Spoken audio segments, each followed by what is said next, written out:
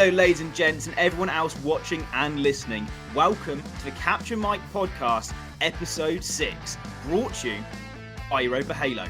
Podcast bringing you more gossip than the EU sauna, where we bring you some of European Halo's finest faces onto the mic for your listening pleasure.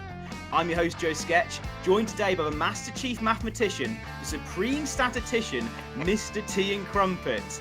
How you doing, Dan? Not too bad. How about yourself? Well, I'm really happy that I got that intro done because that is a tongue twister and a half. Mate, I'm really looking forward to tonight's episode here as well. But just for those viewers who haven't listened to one of our podcasts beforehand or might be coming back after a break as well, this is where I sit down with one of European Halo's maybe competitors or former competitors or admins or any sort of faces in the scene and sort of get to know them a bit more, maybe get some stories or experiences of what they've had in the Halo scene as well. And the question I always start with, Dan, for everybody on the podcast is, how'd you get into competing? How I got into competing. So I never really cared for the competitive scene before, which is kind of funny considering how involved I am now. But before, back in the old days of Halo, I used to just think the MLG bunch were not really that great at the game. I used to have that very casual mentality of, oh, the MLG kids are bad. They have to play on their own sort of settings because they can't actually play the game the way the developers intended for it to be played. Obviously now, I have a completely different view on the HCS and MLG sort of settings. I completely understand it now. But I kind of just played Halo 5 normally. Like every other Halo game, a bit of big team battle, some Warzone, some social. And then I decided to try out the Ranked Arena playlist.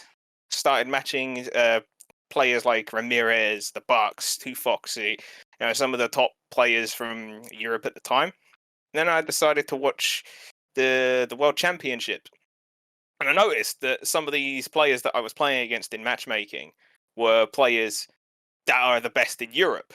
So I just thought to myself, well, if I'm sort of holding my own against the best in the region, why not give it a go and see how good I actually am when I'm playing in that sort of environment? And so, being a nobody, it was sort of hard to get into the scene there, and it just became a case of posting on ESL message forums, because back then ESL were doing all the HCS stuff with the Open Circuit and the Pro League. So it was just a case of posting on message forums and trying to find a team or a group of people that would be willing to put me up. But I think for the first ever event I played, it definitely was an online cup. I've never been to a LAN. But it was an online cup with just a bunch of friends, really. Give me a timeline of this sort of this span of when you first sort of went from just playing Halo casually to competing. Was it Halo 5 your first Halo, or did you play Halo 5 was your first Halo? No, not my first Halo game. I was gonna say. No. I'm OOG. My first Halo game that I ever played was Halo Combat Evolved, the first mission, Pillar of Autumn, where you're in the lunch hall. I'll never forget all the shooting all the Covenant there, but we never had it. It was at my mate's house. He had an Xbox, the original one. I played it there. Told my mum I wanted Halo for Christmas. She got me an Xbox. She got me Halo 2 because it was the newest one at the time. So that was really the first Halo game that I ever owned, Halo 2. And then I sort of just went back, played Combat Evolved 3 when it came out, and so on. Yeah, and I guess even though all that time was casually, right? Yeah. Just a passion. Was it a case of that you, even during those earlier days before Halo 5, you knew of the pro scene? As you said, you thought the MLGs were a bit of or posers to unquote you, because that's sort of what I was thinking when as you were saying. So you knew of that scene even during Halo 3 time as well, or was that just fresh from Halo 5 as soon as you started playing them? I didn't know there was anything in Europe. I heard of, as everyone has, they've always heard of MLG back in the Halo 2, Halo 3 days. Everyone knew about it. I never watched anything. I didn't know any of the teams. In Halo Reach, I got a little bit exposed to that with the Instinct God Squad, but that was really the first time I ever paid any attention to Halo as an esport. Yeah, so you've got sort of brief knowledge of the esports. bit of a game experience. You come into Halo 5 and then match against these EU pros who at the time you didn't know who were going across these world events. And then suddenly once you find out, almost like does it build a fire underneath you, or is it just a case of actually I'm good at this game, I should compete? Yeah, well, it was more of a case of I was enjoying myself, and then I saw those names, and I thought, okay, if I'm doing all right against these players who are the best in the region, let me just see where I stack up if I actually throw my hat into the ring. Whether I didn't expect to ever be on their level, didn't expect to be anywhere close, but I was just curious to see where I would end up if I got involved. So those first few online tournaments that you competed in, Yeah. was the team through ESL, through the message boards, or did you just find players and matchmaking? Who were the sort of players you were playing with? So the first event I ever played was with a bunch of friends that, you know, none of us were really comp Halo players. We never really sweated in MLG or the HCS playlist. None of that. We were all just casuals. I probably did get first rounded. Let's be real. You're all in our first event, unless you like, Yeah, I don't know, unless you're a Jimbo, legend or your they Jimbo. just place pretty well. After that, I think it was just through message boards, maybe. I can't really remember. I remember the players I was playing with. It was the Danish guy, Sunburst. He attended a few lands, I think, years later. Irish lad, Ali C. And at the time, the guy was known as Virus, but then he changed his name to Xeno, and we teamed for quite a while in the the EU Open circuit back in 2016. This is like a throwback or a flashback to anybody like who played Halo 5 matchmaking. Well, at least for me, you know, Ali C is someone I always matched up against.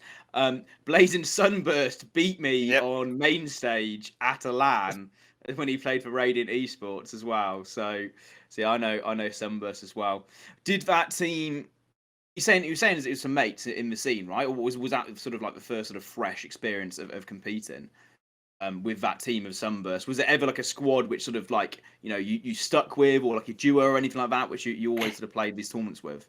So, like I said, the first event I played was just with friends. The second bunch of events that I played in was with Sunburst and we'll call him Xeno for the sake of what his name now is. I played mostly with those. Ali C was in and out with the team.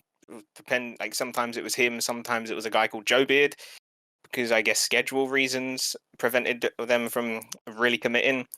We got placed top 4 in one of the opens. I think it was only 7 teams that showed up, but it's a top 4 in my books. I'm gonna slap that right in the Twitter bio.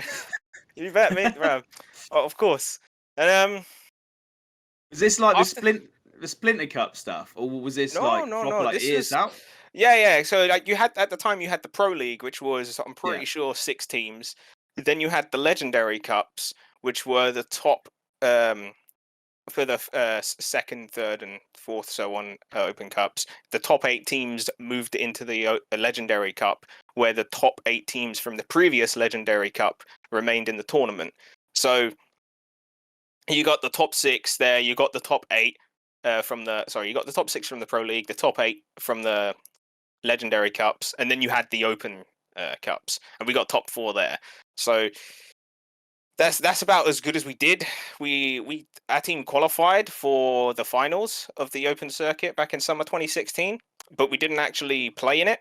Like we got the invitation and everything, but we weren't able to play because there was a bit of confusion between a bunch of players, and the roster sort of fell through because of that, and we just didn't end up playing in the finals, which is a bit of a shame, but you know, sometimes that's how things turn out. That could have been your moment, Dan. That could have, you know, been the elevation you needed. Oh no. The moment that would have been Halo World Championship 2017. If I had went then, I would have. I wouldn't have. I don't think I'd done really well, but I think top 16 would have been a believable, a reasonable goal to set ourselves if we had went there. Yeah. So talk me through the timeline between that ESL Open Cup into the Legendary Cup, which into the finals even. In 2016 for 2017, did the roster change? Was it a new formed? Was it an improved MrTeaNCrumpets? And also, whilst we're at it as well, how was like the early days competing for you during this time? Was it something which you just straight into, didn't feel any difference to the matchmaking, or was it like that extra bit of passion underneath, fire in your belly? I definitely got a bit more passion being involved with the scene more. The way that team situation ended sort of dampened it a little bit, but the roster I had after that really did reignite it, and I think with that team, especially the later version of the team that was going to attend the World Qualifier, that was the most fun I've ever had competing in Halo. It's like early on, there was quite a bit of fun, bit of passion there, but the full open circuit sort of era of my competing was really where I had the most fun.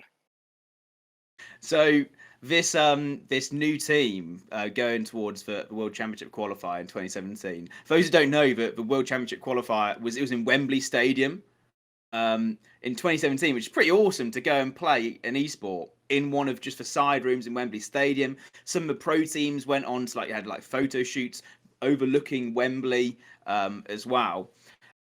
What was the build up and preparation? Were you planning to go and compete and then something fell through? Or was it always just we'll just see how it goes online and then maybe if we're up for it, go to the event? Yeah, so we originally did intend to. The first iteration of our roster didn't really have any plans for that. The first version of our team was me, Dave, known as Metalizer, Nade Strafe. I think his name at the time was Vengeance, and Grasping Square, people who attended the 2016 UK qualifier will probably remember. I think he played for Potent back then. I remember But Square, we yeah. played through the full open circuit. I don't remember us qualifying for any of the legendary cups, and I am going to blame it on there being only single elim brackets. I don't care what anyone says. That back then was a very rough time for EU Halo. Everything was single elim, so people really need to be grateful that we have double elims these days. Because back then it was so frustrating getting the meme team, which consisted of Za, Looney, Sneaky Walrus, and then getting first rounded with no second chance in the losers bracket. It was rough, but we made changes over time. But the roster we were gonna go to the World Championship qualifier with was me, Metalizer, Evil Panda, and Conscript Bear. But the reason we didn't go is because sort of life got in the way, and we couldn't really find the time to make it to the event. So it sort of all just fell apart there, unfortunately. Yeah, I mean it's a shame when things like that happen, but I guess to most, obviously, at our levels in the scene, it was a passion project, something which you always wanted to achieve a high level at. But personal things and work and whatever it may be will always get in the way of those things as well.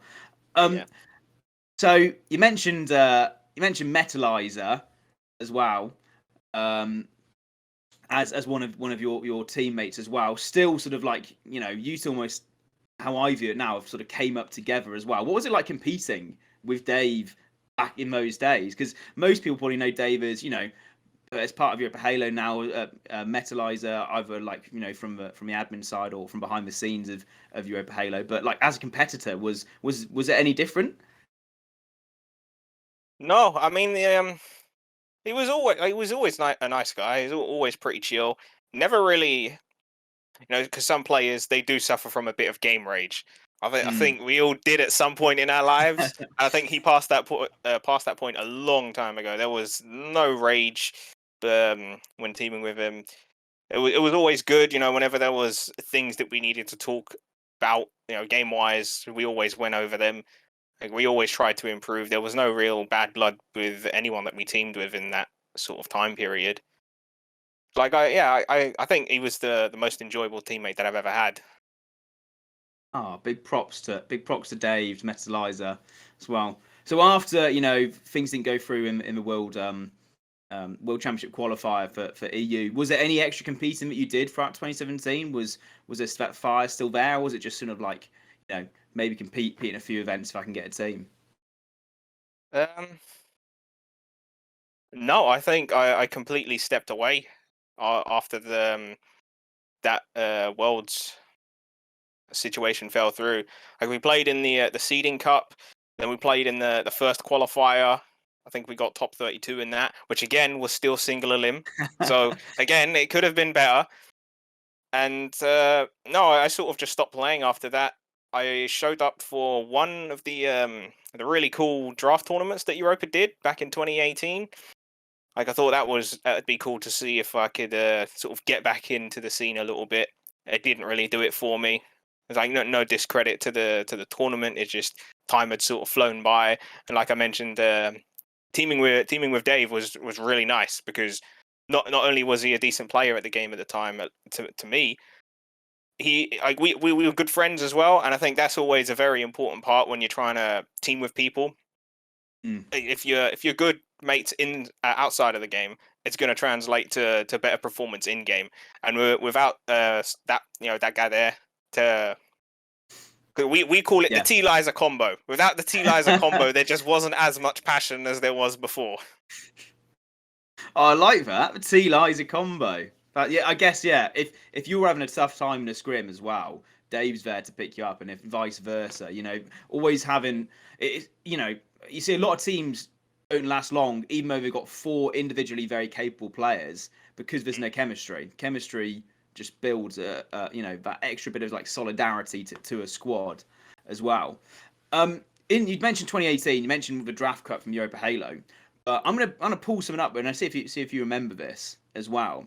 In 2018, during the Gfinity London event I believe it was September time,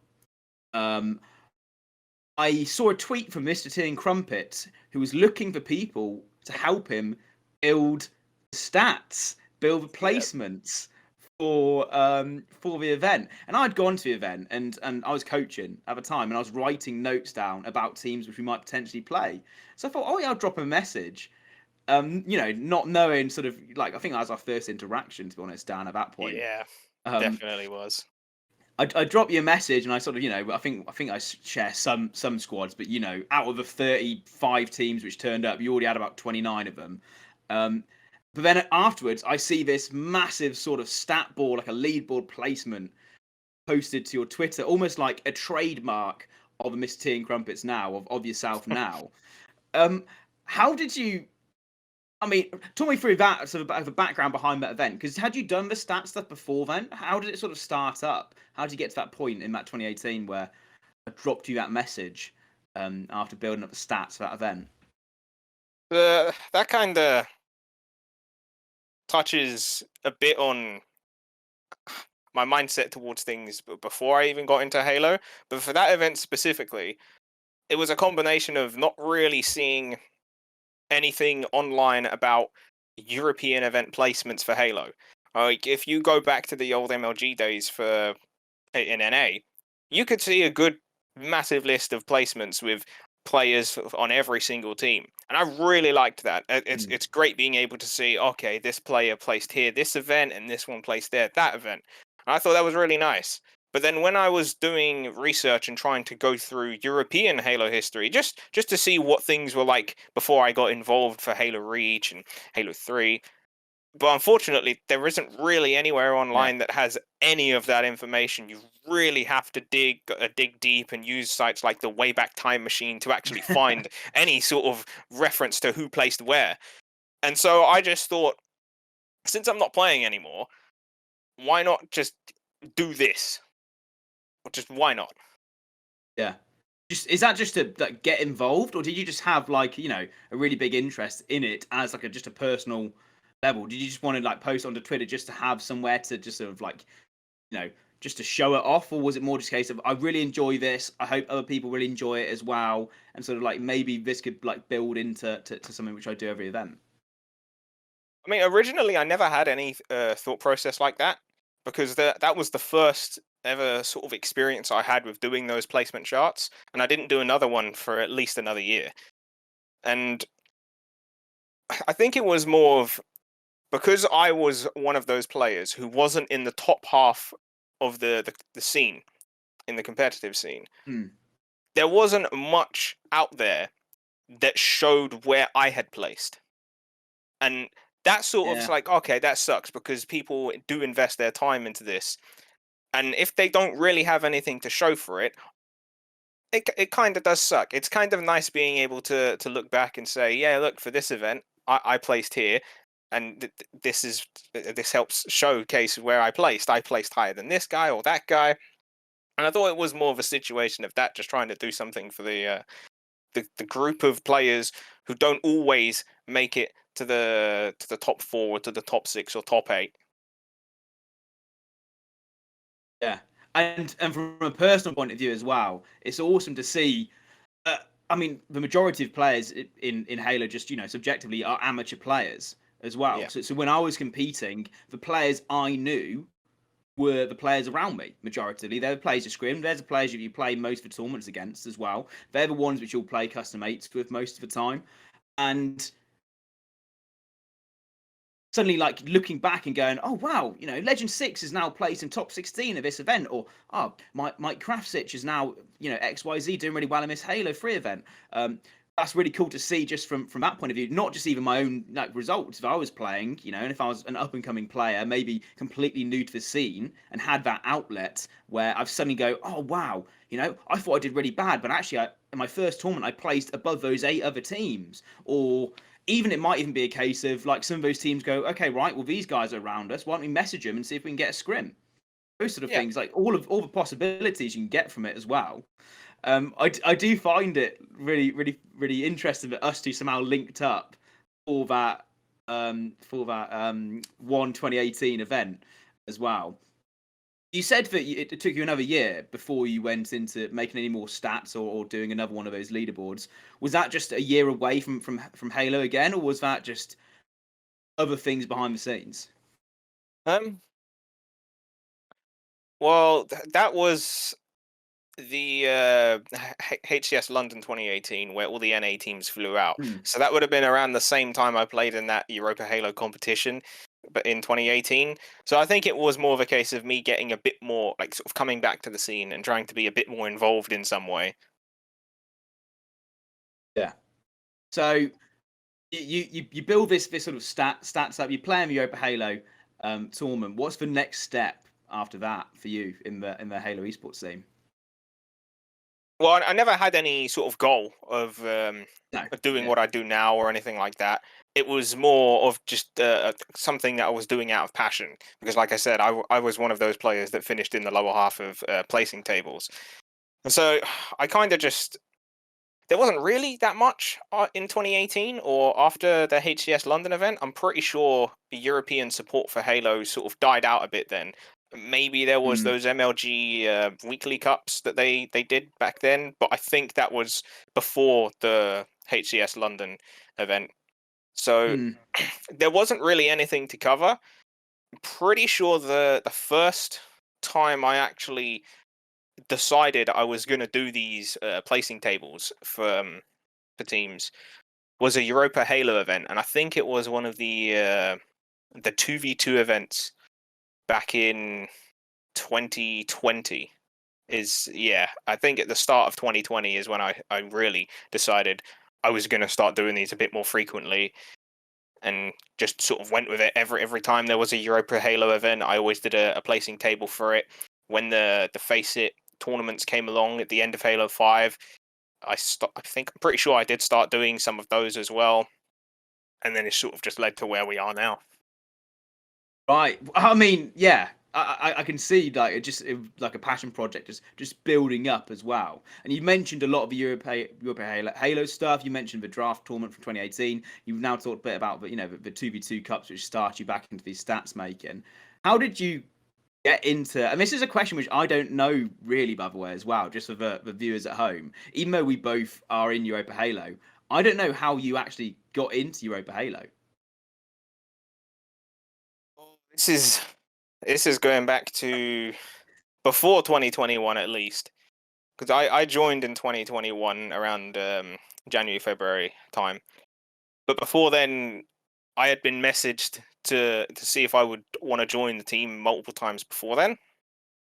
Every time I just said no, and eventually I just decided, you know what? Why not? I mean, if I'm doing these placing tables and I'm doing something for the scene, clearly that I knew, I was aware that I had this passion to sort of help the scene out in some way. And I thought, what better way to do that than to join EuropaHalo, because EuropaHalo has a much bigger pull and a much more awareness. So if I can be a part of what EuropaHalo is doing, and EuropaHalo back then was supporting the Halo 5 scene when nobody else would. And I thought, it would be great just to join the team and do more for the scene than I was already doing. I so yeah. Again, I literally had no idea about any sort of like knowledge of how if it was like if you approached us or if we approached you and that sort of thing. Mm. Seems like you're playing hard to get, Dan. Seems like you were just Um, playing the tango, maybe, maybe. waiting for opportunity to get involved as well. Um, so just before we sort of move on to your time in EuropaHalo, is there anything which we haven't sort of touched upon in sort of your previous years in Halo esports? Anything else you want to just add to light before we move on to that sort of EuropaHalo and forward and future era?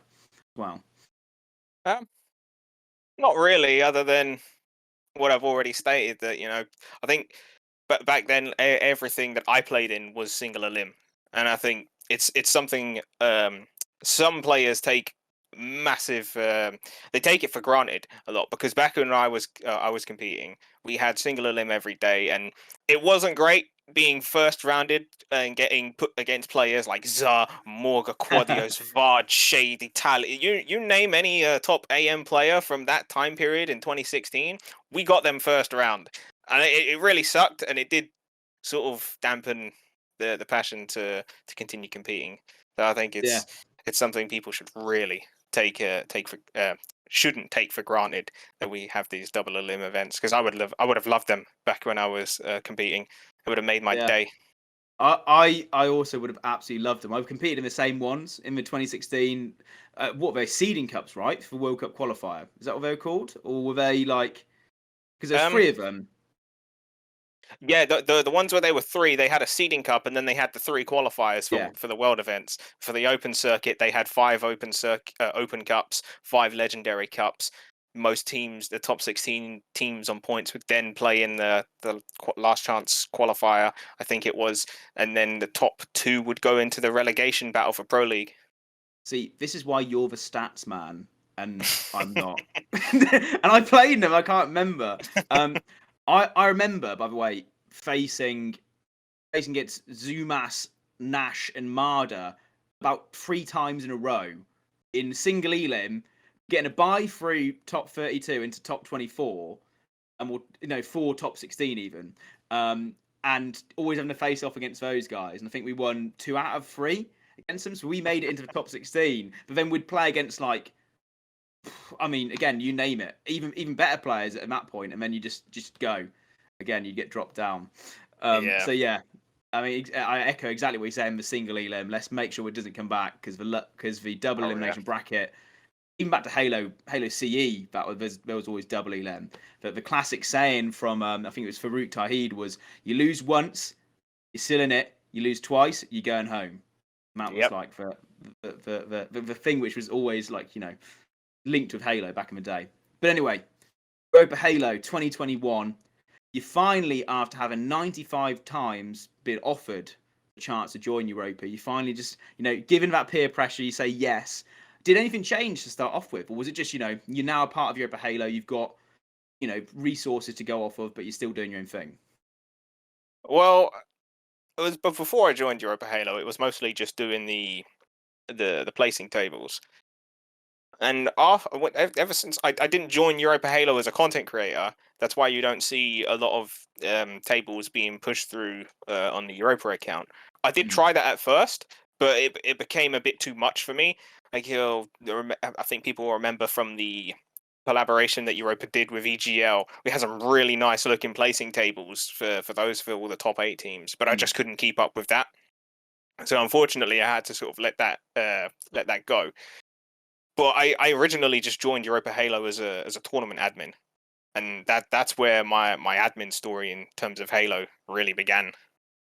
Yeah, and it's a story which I want to like sort of dive into as well. Is there um any sort of like memories or individual sort of like stories behind the scenes of like those first sort of tournaments that you adminned, or was it anything you remember or stands out to you when you first started in the Europa Halo and sort of getting into this admin role? Was it new to you as well, or was it like, you know, had you done it before and or had some sort of experience of that sort of like? So in the world of admin work, none at all. Europa was Oh. the first bit of experience that I had, but thankfully the other half of the T-Liza combo was there adminning as well. So he sort of helped usher me into the way admin things were done, and I know that he had good help with preparing himself at the role of an admin to the people that were previously at Europa. So it was really Europa Halo that I had my first experiences with tournament administration. I guess you could say in a more serious sense, because back in 2010, when I was still a filthy casual, I was hosting little tournaments between me and all my mates, and we were just playing in 1v1s and whatnot with casual settings, and it's things that would make all the HCS and MLG players cringe, really.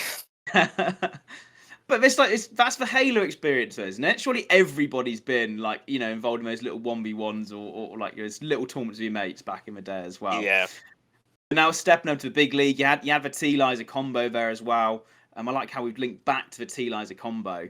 Um, it's in my sort of view as well. You've, you know, even at the start when you just for tournament admin, you sort of went beyond that though in the Europa Halo scene. What was like your experiences with maybe like other people in the scene, bar apart outside of yourself and Dave, or you know, just sort of any players in the scene as well? Now that you're a part of Europa Halo, Any players that I played with that I are a meant part of more just. Europa Halo. I meant more. Wow, you could say that. I meant more in the case of like, did a lot more people sort of recognise you, or like in contact? You come in contact with a lot more people now that you're a part of Europa Halo. Was it just a case of now you're on the admin team, now you've got all this sort of resources and other people around you to help you out? What was it like on Yeah, that side of things? there was no other players that I played with that ended up joining the Europa Halo team. But definitely joining Europa, it definitely helped me network a bit more within the scene. Just like I said, back then when I was playing, I was sort of just a filthy nobody. I was a shit kid that was getting first, second rounded because single elim brackets, and yeah, like being in Europa really did help because it's such a great team. There's so many good people in it, and they're also friendly and willing to just talk about anything. So it'll be a case of just play some games with certain people in the team, just having like normal friendly conversations with people in the team. And yeah, it definitely did help in terms of my awareness in the European Halo scene. Being a part of Europa Halo definitely helped with that. So when you were joining, it was still 2021, but we still have the Halo 5 tournaments going on as well. What sort of talk me through like the end sort of timeline of Halo 5 to into going into Halo Infinite? Because I know, especially towards the, you know, pushing towards those last few months before Halo Infinite released, your sort of like activity in Europa Halo definitely increased from what I was seeing from behind the scenes. So talk me through that sort of timeline that there.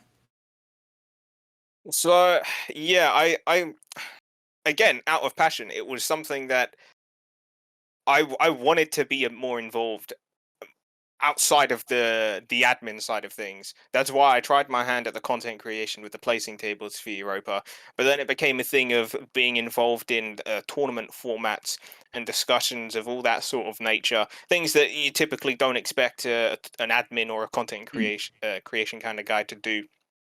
And just trying to come up with ideas of events and all that sort of stuff. I guess you could say it's a bit more of an upper management sort of thing. You know, you'd expect those sort of individuals within a tournament organizer to focus on those aspects.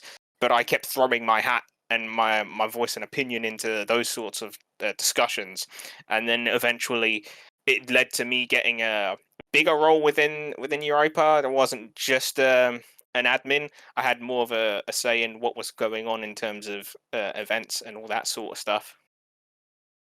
Yeah, and this was sort of building up into to Infinite.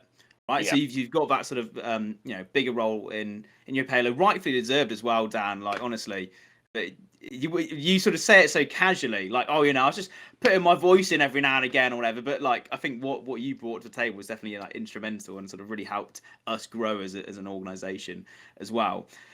Infinite though sort of offered its own sort of like challenges and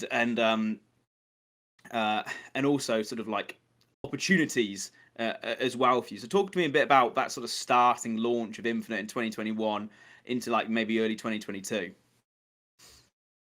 Well, for Infinite, I was considering competing again for Halo Infinite, but then I got a certain phone call, if you want to call it that, from a certain person asking me if I want to be involved in the HCS admin side of the esports scene. And I thought, well, you know what, I've enjoyed doing the admin stuff for EuropaHalo, so I jumped at the opportunity really, and then I started adminning events for HCS at the end of 2021, and then continued doing it all through 2022. Even dabbled a little bit in the NA side as well, which was a really really great experience. I loved that. And then it sort of just kept blowing up from then, because then I did some work with the 2v2 Xbox Fan Fest event that happened earlier on this year. I was adminning that as well. So it really kind of, Halo Infinite really did explode for me in a way, in terms of my involvement with Halo, because I was still doing the placement charts, I was still doing the EuropaHalo stuff, not just the tournament adminning, but all the other things that happen behind the scenes that nobody really sees or hears about. And then I was doing the FACEIT HCS admin events as well as everything else that I was already doing. So I think this year I've never been more involved in European Halo than I have been before. I think it's been an insane year. What was your reaction after you had put down that phone call? After you had been called up, you've been offered this role with HCS, and finally settled. Did you like do a knee slide through the house? Was it like just screaming in the bathroom to get the echo? What was your reaction like afterwards? No, I'm a Spurs fan. I'd be doing more of a cartwheel, a bit of Robbie Keane going on. But the same thing with where I am with all the Europa stuff and the placing things. I never really set out to make this a goal of mine. I never joined EuropaHalo with the thought of, oh yes, I'm going to join EuropaHalo so that way I can gain the experience to become a professional tournament admin. It was more of a case of just doing it out of passion. And then when the opportunity came, I was extremely grateful for those who threw my name into the ring, and extremely grateful for them giving me the opportunity to work on the events. It was an amazing experience. I'll never forget it. I'm still in disbelief to this day, really. Like I sit here and I sit there and tell myself sometimes, like, you've been involved with running the official events for European Halo. Like that's crazy, because only 5 years ago I was just some scrub getting first rounded in single win brackets, and now I'm actually working on these events. And I get it, because back then I didn't give admins an easy time either, because you want certain things to go your way, and the admin goes against you, and you're a little bit salty about it. So I got that side of it, but now I was on the other end, and after a few events, I fully changed my opinion on admins as well. It became a case of, yep, now I know exactly why this admin did what they did all those years ago, and I hold no grudges anymore. What's like the let's say the spiciest thing which has been sent to you over like a disagreement with a player and yourself as an admin? I'm not sure if I'd be allowed to say, but I'm gonna say something. I'm gonna say one anyway, because it was the funniest thing that I've ever heard. In an event, there was a ticket that was raised, and the dispute was, one team didn't one. I'm going to refer to them as the French and the German teams, because one team was full of Frenchies and one was full of Jerrys. And what happened is the Germans were teabagged, and they were furious. They wanted that team to be DQ'd. They wanted some sort of punishment for the Frenchies for teabagging them. Now, you've got to be professional about these sorts of things. But you couldn't help but find it funny because it's a Halo game, and teabagging goes hand in hand with a Halo game. And for a player to be furious enough to demand that that team be banned from the event for teabagging, that was I think the funniest thing that I have ever had to deal with on the admin side of things. I won't say if that was in a Europa Halo event or a HCS one, but Yeah. it definitely was the funniest thing that I've ever experienced as an admin. How was it resolved in the end? Was everybody like all right at the end of it, or did they just sort of walk away still annoyed? Well, no, they were told to they had to carry on playing. It's a teabag, Yeah. and when they said they didn't want to play, so the team decided to just forfeit the rest of the event because they didn't want to play against the Frenchies who teabagged them. I mean, I can't force a team to play, but I'm not going to ban someone because they've teabagged you. It's a bit unreasonable. I bet there's an absolute ton of like these sort of individual sort of nuances which people try and get away with. Because as you said, loads of people have been there. Like they lose a series and then suddenly they try and think of anything, which is a reason why they should be disqualified from that game or whatever.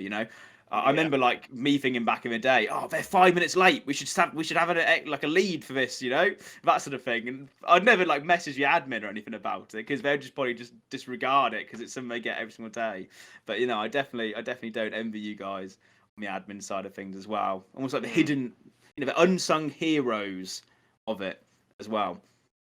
Yeah, I will touch on that a little bit because whilst I do think the staff behind the scenes don't get as much credit because obviously their names aren't always in the limelight, but I personally believe that the true unsung heroes of events are the production team.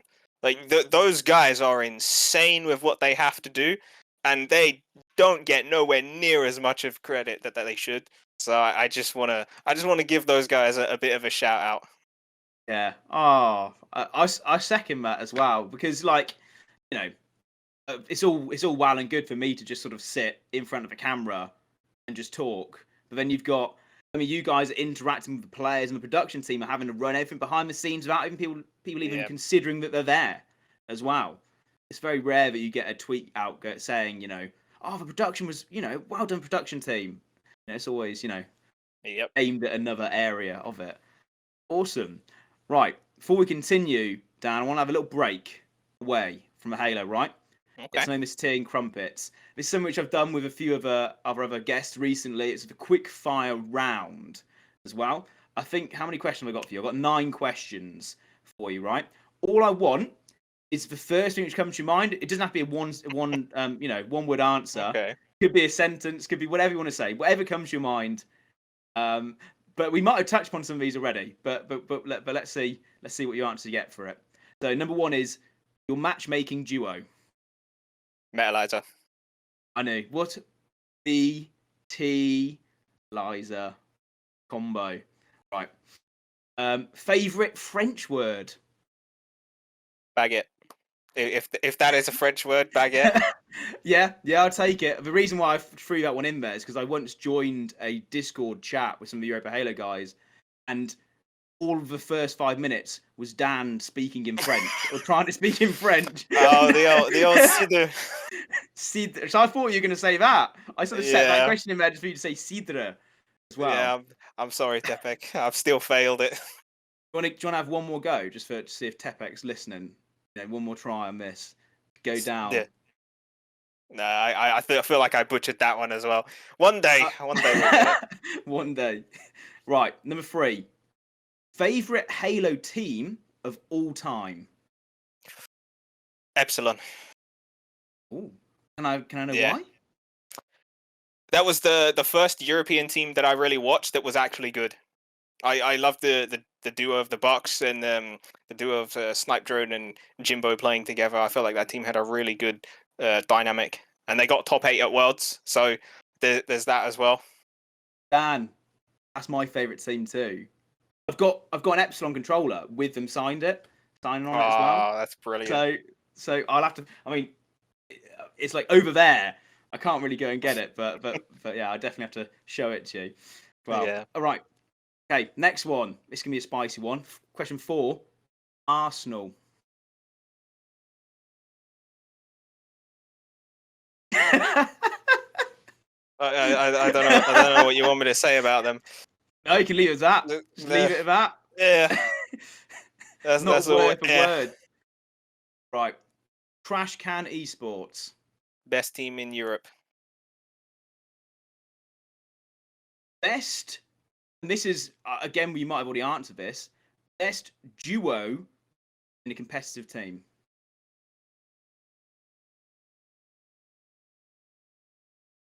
For me personally, or pros? However you want to view that question. Well, for me personally, obviously T-Liza combo. Yeah. I think if we're talking about pro players, it probably has to be the Bucks. They're the first duo that pops to my mind in terms of European Halo pros. I mean, Respectful and Moze definitely deserve a bit of a shout out because they have won countless events together. So a bit of credit to those guys as well. Yeah, I like that. Right, going away from Halo. Pizza, burger, or curry? I have to go with pizza. Nice. Toppings? Those outside of the UK might not know this, but we have a cheeseburger pizza. We do in the UK at the moment. It's got pickles, ground beef, onions. It's banging. Burger sauce yeah. makes it. If it, yeah. I legit ordered a pizza from them one time. It didn't come with the burger sauce. I phoned them up, got another pizza delivered with the burger sauce. Furious. Jeez, well, worth it. You know, you can't have Yeah. that burger sauce. Okay.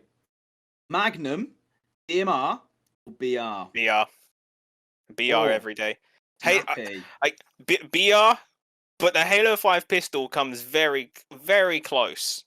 That I'm unsure. Either the CE pistol or Halo 5 is second, but BR is definitely first. What BR though? Which iteration of BR? I guess Halo 2. Yeah. Okay. Last question, then. Least favorite person to match in a matchmaking game on Halo? I think it would be dishonest for anyone not in France to reply with anyone other than any Frenchie. I think and no disrespect to any French player, but I feel like there's a lot of people in especially in the UK who cannot stand playing against French players because of connection issues or whatever.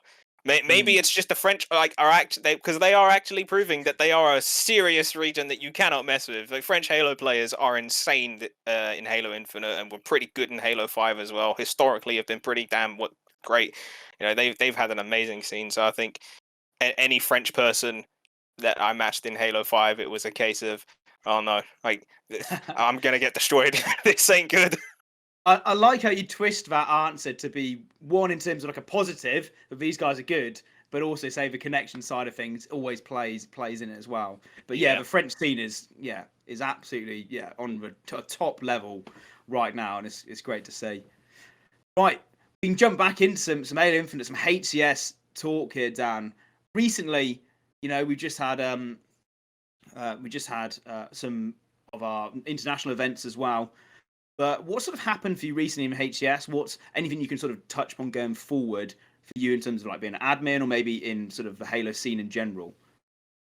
Well, if anything, you might be all secretive, might not be able to know. Yeah, well, in terms of like EuropaHalo, I mean, I was made the number 2 this year at Europa, so I'm still going to be massively involved with a lot of EuropaHalo. In the HCS stuff, I can't really say anything about that. Like, I can't say when the season's going to start for us or anything like that, or I can't confirm who will be working as an admin on those events. But I will say. I'm still going to be doing the placement charts regardless. If I'm not working the HCS events, I'll still do the charts. If I'm not at Europa, I'll still be doing the charts. Like that's something I do want to stick with regardless of what happens when it comes to the HCS admin work or the Europa Halo stuff. I think it's going to be interesting. Like the end of this season was really interesting because I had the chance to do one of the NA events. Like we did the European Super earlier on in, I think it was Split 1, the end of Split 1 we had that, and the NA had their Super at the end of Split 2, and I was asked to be involved with that. So I was an admin for my first ever NA event, and it was an incredible experience, having to work with these players that most people just watch and aspire to be, like your Lethals, your APGs, and these big named orgs like your Optics and your Fanatics. Like it was a great experience to be involved with them. Where if the opportunity to work on NA events comes along again, which I'm not expecting it to, because I think my expertise comes with the European scene more than anything else. But if it does come, like sure, I won't be saying no to that. I think unfortunately I wasn't able to attend Valencia because I got ill. So I'm hoping that for next year I'll be able to show up to whether it's 1 or 2 HCS LAN events that happen in season 2, and hopefully be working those. Awesome, man. So, like, first of all, from the EuropaHalo side of things, I know that you've got all of this amazing opportunity from the HCS scene, as well as your own individual things in terms of the stats. But it's always great to have you still around in EuropaHalo. I think the insight you bring across to some of the other admins, but also to all of us, is always very much valued as well. Just from my personal view of sort of interacting with you and seeing you interact with other people in our community as well. Is there anything closing remarks, Dan, which we haven't really talked upon so far? Anything which you want to add? Maybe something we've missed off or anything like that from our chat. Nothing that I can really think of. Like even though this year has been really hectic, what with doing all the Europa stuff and then the placing tables, which were an absolute nightmare when we were pulling over 100 teams back at the start of Halo Infinite. Which shout out to European Halo for breaking that record of like the biggest turnout for an online event or even a LAN event ever with those earlier opens. But no, even though it's been a hectic year with all those HCS events and Europa events and the Europa Halo things behind the scenes and the placing tables, I don't see any reason to stop with that. I think it's just a case of we'll still carry on. Like I'm looking forward to next year, not just for in terms of the HCS side of things, but for Europa Halo as well. I think there's some pretty cool and interesting things that we're talking up behind the scenes, trying to come up with, trying to get set in stone, so that way we're not really disappointing the European Halo scene. Because I'd like to think that even though Halo is going strong at the moment, Europa Halo is still going to be here. We're not just here when Halo is at its best or its worst. We want to be around and support the scene as best as we can in any way that we can. What way to sort of summarize everything, Dan? It was like listen to a speech, just at the end. They're sort of bringing it all back together just at the end. Dan, it's been an absolute pleasure to have a chat to you here on the podcast. Obviously we've interacted many times during Europa Halo, but to sort of digging deep and find out some of the stuff which I didn't even know, let alone people that are outside of the knowledge base of Europa Halo as well. It's been an absolute pleasure to have you on board. Where can people sort of find you if they wanted to get in contact with you? What's your socials? I really only have a Twitter. It's at MrTeaNCrumpets. Yeah, and you see any of the stats from most of the events in terms of Halo are always there posted. It's normally on a Monday, right? After the event, have I clocked that right? I usually try to pick it up. I know that there are some people that believe I've set the standard of posting them midday, the day after a tournament, because there have been times where I've missed doing that, and people are DMing me asking, "Hey, where's the placing tables?" So I do try to hit that mark, but sometimes it can be it's very, like I said, it's been a very busy year for me. Not just all the Halo stuff, but everything outside of that as well, because we all have lives. But sometimes it is a bit late. I always aim for the day after the event. I do want to give a quick shout out to everyone that has ever liked or retweeted one of those, because none of those would have got as much traction as they had were it not for the people that liked and retweeted those and helped amplify it and reach more people. Which I personally, it's nice to have a bigger follow account off of that, but I think it's more important that more people get to see this sort of information instead of it being on the only way to find it is on a Gfinity site that no longer runs because they changed everything. I think it's better that people get to see this sort of stuff and it's easily accessible. Yeah, I completely agree, man, as well. Is any other shout outs you got down before we close the thing up there?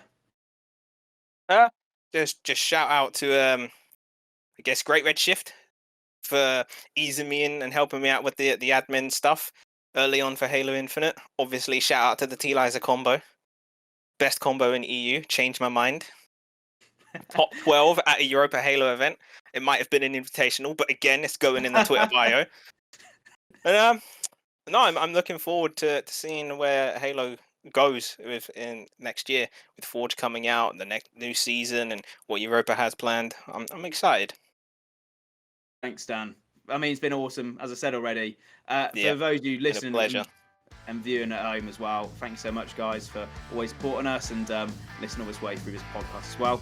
This has been episode 6 with Mr. TeaNCrumpets, and I hope you will see you all in the next one.